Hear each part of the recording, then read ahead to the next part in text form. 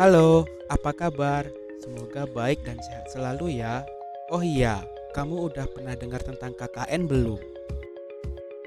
KKN itu merupakan sebuah singkatan dari korupsi, kolusi, dan nepotisme.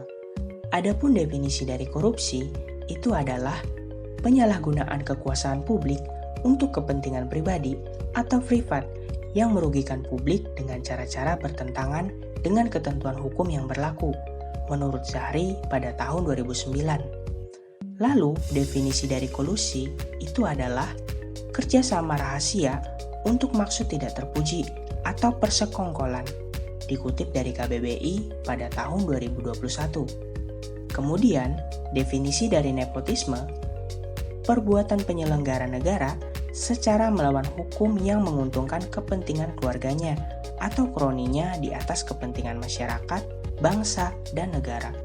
Menurut Putri pada tahun 2020. KKN dalam sejarah manusia bukanlah hal yang baru. Ketika manusia mulai hidup bermasyarakat, di sanalah awal mula terjadinya KKN. Dalam sejarah, ada banyak catatan yang terkait dengan kondisi tersebut. Seperti misalnya, di India, korupsi sudah menjadi permasalahan serius. Sejak 2300 tahun yang lalu, terdapat tulisan seorang Perdana Menteri, Chandragupta Maurya, tentang 40 cara untuk mencuri kekayaan negara. Lalu, di kerajaan Cina ribuan tahun yang lalu sudah menerapkan kebijakan yang bernama Yang Lian, yaitu hadiah untuk pejabat negara yang tidak melakukan praktik korupsi. Kemudian, di Indonesia, KKN mulai terjadi sejak zaman kerajaan.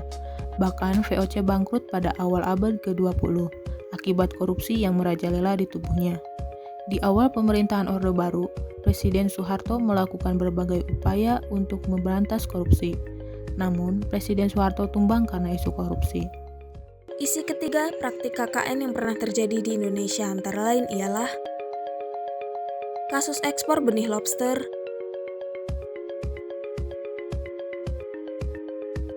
kasus paket sembako COVID-19, kasus IKTP,